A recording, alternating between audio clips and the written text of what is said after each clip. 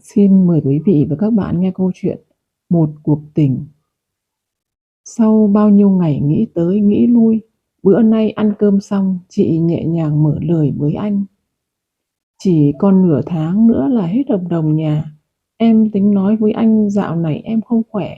Mình trả nhà rồi ai về nhà nấy. Anh giãy nảy lên. Em nói thế mà nghe được à? Thằng này có phải con nít đâu mà vui thì ở, buồn thì đi. Chị đành phải tung chiêu cuối cùng. Em bị viêm gan siêu vi C, giờ nếu ở chung lây sang cho anh thì nguy hiểm lắm. Anh hoảng hốt. Vậy thì đường ai nấy đi, còn tiền cọc tính sao? Chị cười buồn. Mai em về nhà em, anh cứ ở cho hết tháng, rồi làm việc với chủ nhà. Tiền cọc, anh cứ lấy mà tiêu. Anh nhẹ tênh, vậy là chấm hết một cuộc tình. Nửa năm trước, chị gặp anh ở câu lạc bộ dưỡng sinh, cùng cảnh góa bụa nên cả hai dễ dàng tìm được tiếng nói chung. Tuy đã 60 tuổi nhưng trông chị vẫn trắng trẻo, đầy đặn, phúc hậu. Anh hơn chị 5 tuổi, nhưng vì chăm tập thể thao nên nhìn anh rất phong độ, đẹp trai. So với ông chồng già đã khuất của chị, thì anh hơn hẳn, vừa chiều chuộng vừa ga lăng. Muốn hoa có hoa, muốn thơ có thơ. Facebook, Zalo, Viber suốt ngày tưng bừng rộn rã. Ánh mắt lấp lánh của chị như ngầm công bố cho mọi người biết về quan hệ mới của hai anh chị. Các con của chị đều rất thương mẹ nên vui vẻ tán đồng. Mấy người con của anh đã có gia đình riêng cũng không phản đối. Vẫn là đứa con gái mà chị coi như bạn đề nghị. Mẹ với bác đi thuê căn hộ ở chừng vài tháng xem sao. Nếu hợp thì tiến tới, thông báo với họ hàng hai bên, làm một cái lễ nho nhỏ mẹ à. Còn nếu không hợp thì thôi, cũng đỡ mang tiếng. Vậy là chị bàn với anh rồi cùng đi thuê căn hộ nho nhỏ. Tiền cọc 1 tháng, tiền nhà 3 tháng chị trả hết. Vì anh nói sổ tiết kiệm của anh chưa tới kỳ hạn. Ngay bữa cơm chung đầu tiên chị đã ngỡ ngàng. Anh ngồi cắm cúi ăn hết món này đến món khác, miệng thì sai chị liên tục. Bữa cơm có 1 tiếng mà chị đứng lên đứng xuống không biết bao nhiêu lần. Lúc thì lấy ớt, lúc thì thêm mì chính, món thì bỏ thêm chút đường. Sau đó vừa nhìn chị dọn dẹp bát đĩa, anh vừa xỉa răng tanh tách và nói: Vợ anh ngày xưa nấu ăn ngon lắm, em cố gắng xem sách dạy nấu ăn đi. Anh là phải ăn ngày đủ 3 bữa tươm tất, món ăn lúc nào cũng phải nóng sốt, không ăn lại đồ cũ được đâu em. Chị chạnh lòng nhớ đến chồng mình, vì lớn hơn chị nhiều tuổi nên anh rất nhường chị. Chị nấu gì anh ăn nấy, đến bữa ăn cơm anh toàn gắp cho chị những món mới, còn anh lặng lặng ăn lại đồ ăn cũ từ bữa trước. Mấy chục năm chung sống chưa khi nào anh đòi hỏi chị bất cứ điều gì. Ngày nối ngày chị bắt đầu nối tiếp cuộc sống yên ả trước khi gặp anh.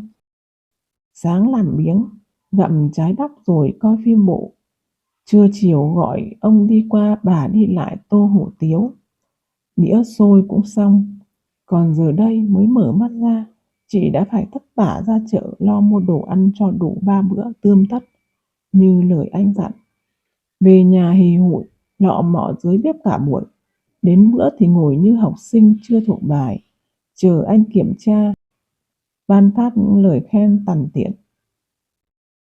Con anh 3 đứa, cộng 6 đứa cháu nội ngoại thường xuyên ghé chơi, xem chị chăm anh như thế nào. Mỗi lần tới trẻ con thì la hét, bày bừa, người lớn thì ăn nhậu tới khuya.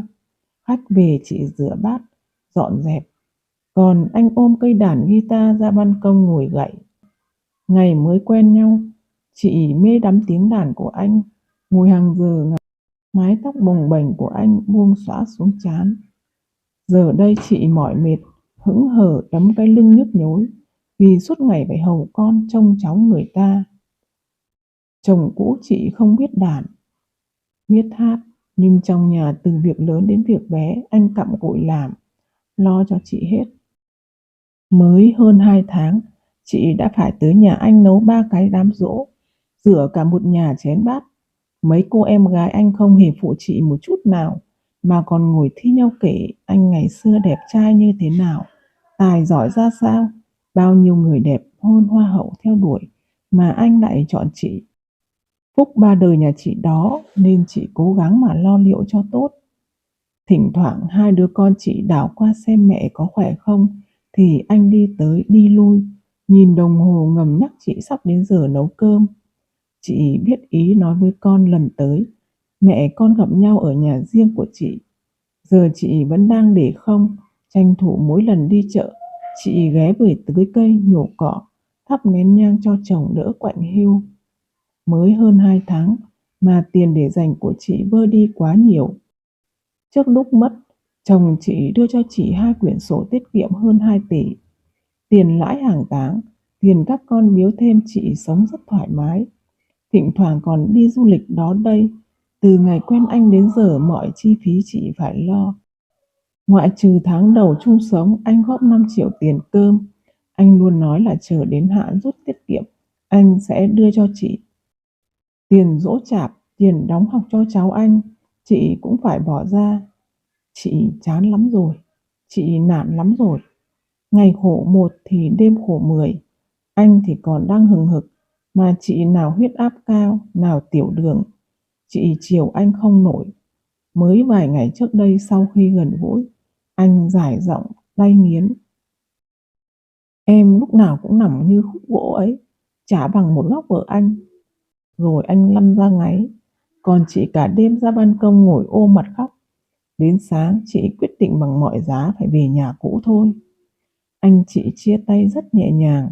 Giờ mỗi lần nhớ lại, chị coi quãng thời gian gần 3 tháng ấy như một giấc mơ. Có điều giấc mơ dù đẹp, dù xấu thì cũng phải tỉnh thôi.